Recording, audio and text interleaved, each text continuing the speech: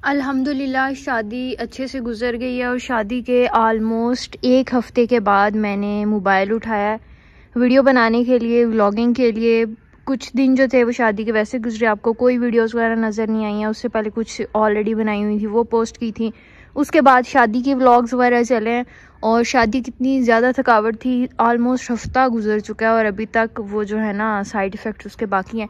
मज़ीद पाँव जो हैं वो सारे के सारे ज़ख्मी हुए हैं, तो उन पे मैं अब लगा रही हूँ ऑइंटमेंट। काफ़ी बेहतर हो गए क्योंकि हफ्ता हो गया हुआ है।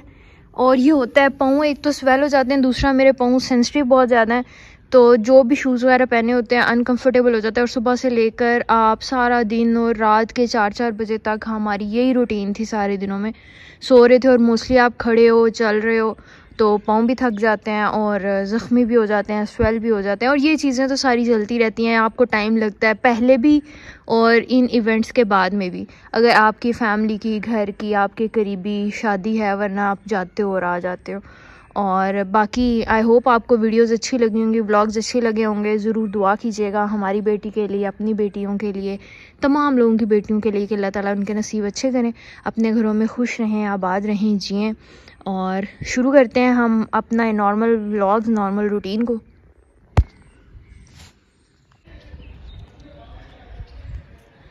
इस वक्त अच्छी खासी जो है वो धूप आ चुकी है। इस साइड पे इस वक्त धूप है और शाम के टाइम दूसरी साइड पे धूप चली जाती है। तो जैसे कि पहले भी वीडियोस में मैंने बताया कि हमने इस दफ़ा लगानी है पौधे, सब्जियां वगैरह, कुछ फूलों वाले भी और दूसरी भी, कोई पालक वगैरह के बीज या जो भी घर में फ़िलहाल पड़ा हुआ है ना वो लगाएंगे। तो उसके लिए एक अदद रंबा चाहिए, वो ले लिया है हमने। ये माल्टे अच्छे खासे माशाल्लाह से बड़े हो गए हैं, तो दूसरी तरफ जाके भी लगा लेते हैं क्योंकि शाम के टाइम फिर उस साइड पे धूप आ जाती है तो उधर काम नहीं होगा। तो बाकी जो बीज वगैरह लगाने होंगे या बाज़ार से अगर कोई आने वाले हैं तो वो फिर मंगवा के इधर लगा लेंगे शाम को। हमारा ये फ़ायदा है कि आपको फुल ऑन सर्दियों में भी ना किसी साइड से धूप छाँव दोनों मौसम मिलते रहते हैं पूरे दिन में, क्योंकि चारों साइड से ओपन है। तो आप किसी भी साइड पे अगर धूप चाहिए तो वहाँ पे जाके बैठ सकते हो, अगर छाँव चाहिए तो वहाँ पे जाके बैठ सकते हो।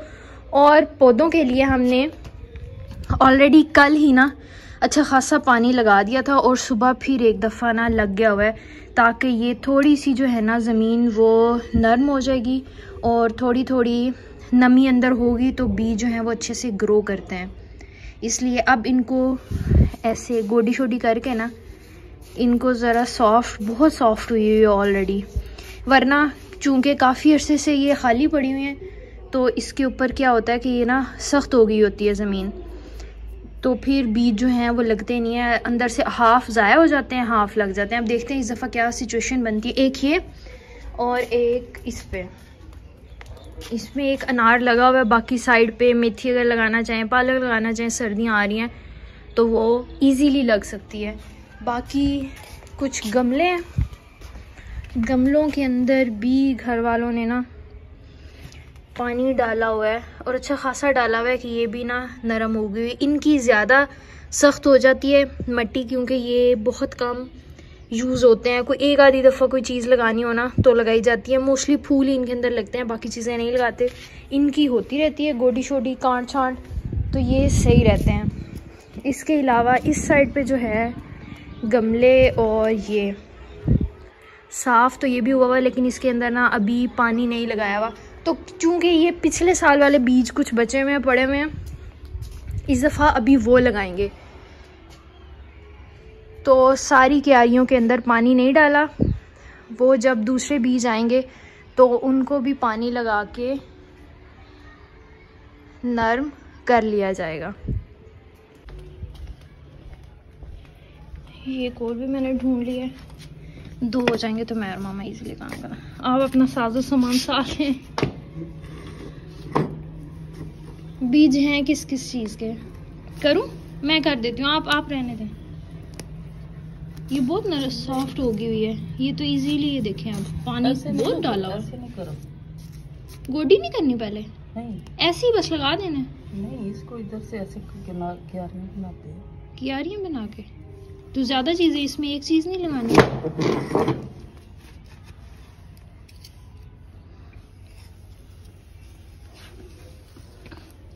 ज़्यादा है गीला, है ना जी, गीला ज़्यादा नहीं, गीला ज़्यादा और बहुत नरम हुई हुई है ये, अच्छी खासी नरम हुई है ना।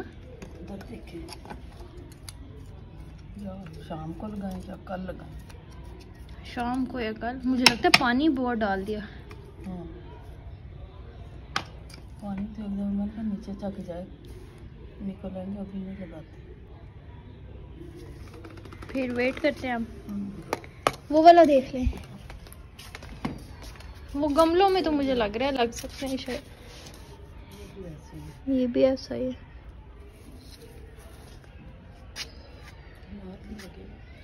अनार लगे हैं, 2 तो लगे हैं, बड़े हो गए हैं, नहीं 3 लगे हैं, एक छोटी सी, 4 लगे हैं बड़े।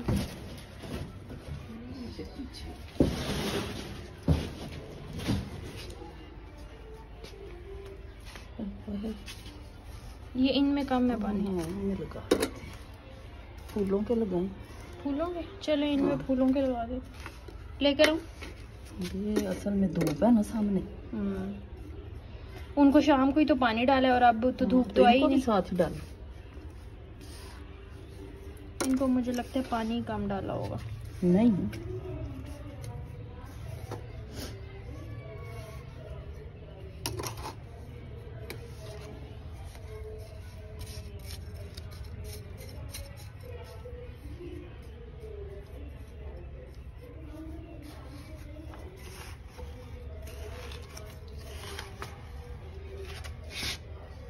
क्या लेकर आती हूँ, मैं ले आती हूँ ना।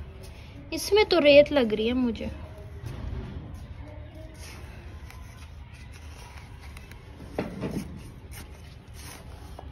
ये इनकी हार्ड है अच्छी खासी मट्टी। इनको कभी किया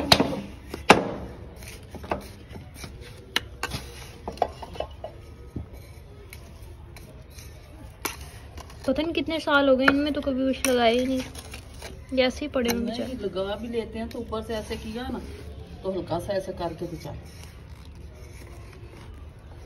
नीचे तक करूं?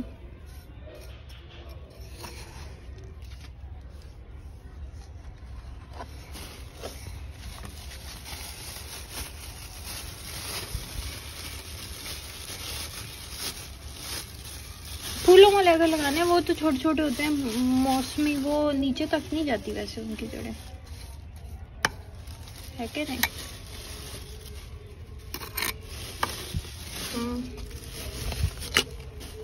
नीचे तक खोदने की जरूरत नहीं है।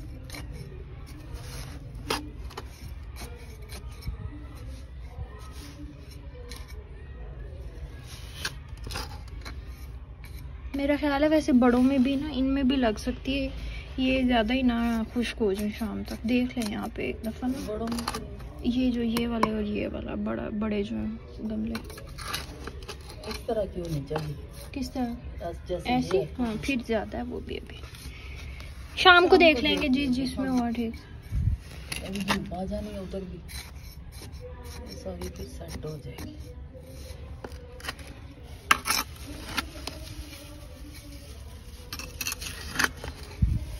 बीज रखे ही नहीं।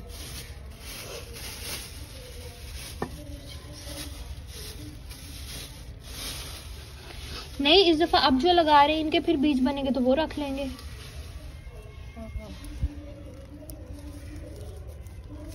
ठीक है, अगर चले तो कभी कभी नहीं भी चलते, सारे वेस्ट हो जाते हैं।